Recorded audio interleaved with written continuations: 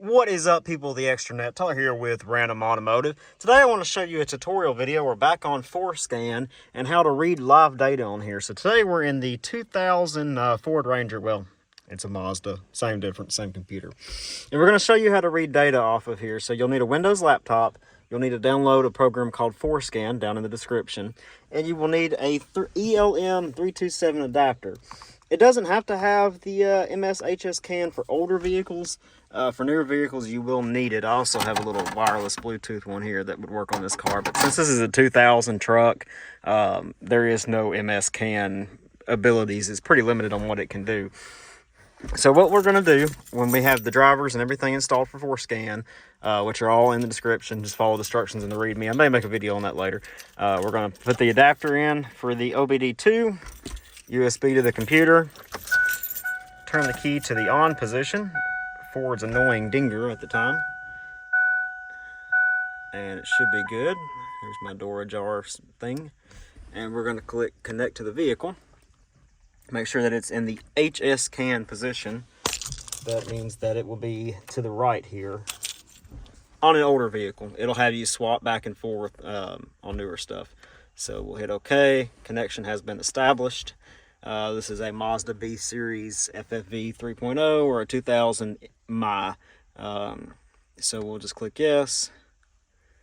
Running everything, and I got 1.5 billion codes. Anyway, we'll ignore all of those for now. And I want to show you how to do live data and what to do here. So you're going to come to the little squiggly line here that looks like I guess a oscilloscope. And I'm going to actually take all of this out and click OK. Yours will look like this. So we want to talk about the things that we're going to read now. So what you would do is you would double click a box. And here are all your sensors. So this is for your PCM, your PATS key, that's your safety disable. You'll have, some folks will have a list this long. I know that Ford Fusion I used to have was like that long. The 2010 F-150 was longer. But since this is an old 2000, there's not much there. OBD2 stuff, RCM or GM, and you can select your predefined values. So I'm going to go to all. That's going to give me everything. I'm going to clear this list out. A couple of things I want to look for, and you can pick out of this list what you want to view. I'm going to do just RPM, and I'm going to do coolant temperature. You have it at the PCM or the OBD2, and I want to see what the air intake temperature is. We'll monitor mass airflow, and you can also view gear commanded, gear ratio measured, all that kind of stuff. We'll do gear commanded just to kind of show you, and you can even view driver's safety belt if it's on or off. So we'll click that. Of course, if we start reading data now, it's going to say, okay, my engine coolant temperature is 74, air intake's temperature 75, so that's telling me, hey, the vehicle's not running, seatbelt's off, gear commanded is 1, it's in park right now. So we're going to go ahead and start the truck up. So we'll do that now. Maybe a low battery. And we're starting to get our first little bit of data. And while we're doing that, you can't, you have to hit the play button to start, by the way. I don't think I told you that earlier. So hit the play button. Now, you can't add to this. If you're wondering if you're clicking things and nothing's happening, click stop, double click, and we're going to add in, what did I say we were going to add in? Oh, right, voltage. Thank you. Appreciate that. So, positive battery voltage there. And you know what? Let's go ahead and throw in some O2 sensors. We'll do O2 bank 1, sensor 2, and we'll go ahead and look at some of the fault codes and short-term field trim. It's going to add to our list a little bit, and let's start streaming data again. So data's instantaneous. As you can see, everything there has its quirks. We're getting 14.6 volts on the battery, so I guess it's charging anyway. If you bump the RPMs up, you can see that. I'm going to show you a couple of different ways to view this data. If we view it as a table and we click play here, it gives you a little bit different of a format.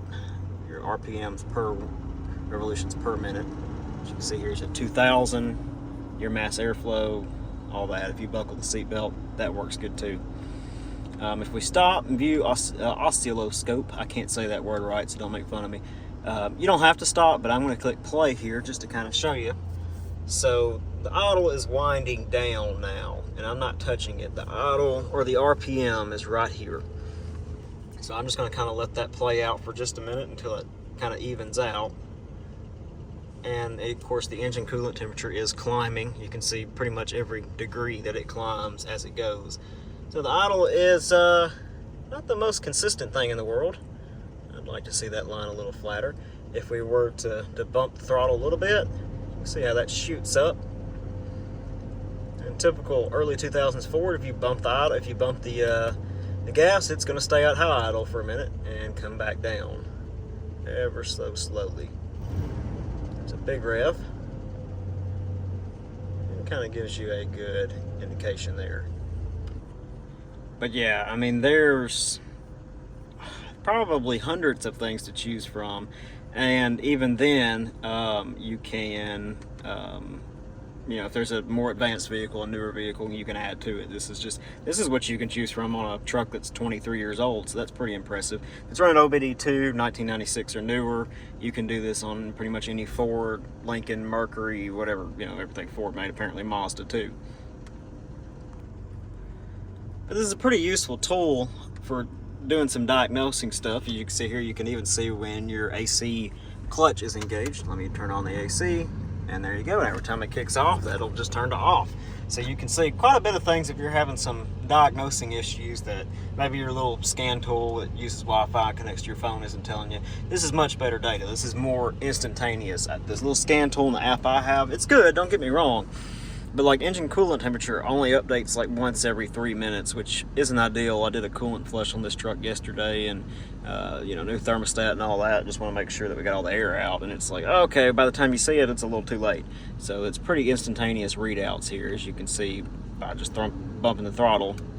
There you go. So if you guys enjoyed this video, be sure to give it a thumbs up. It does help out the channel a lot. Hey, if you watched for a while, we appreciate you. Leave a comment down below if you have any questions or you want to see some more videos like that. And so until next time, we'll catch you in the next one.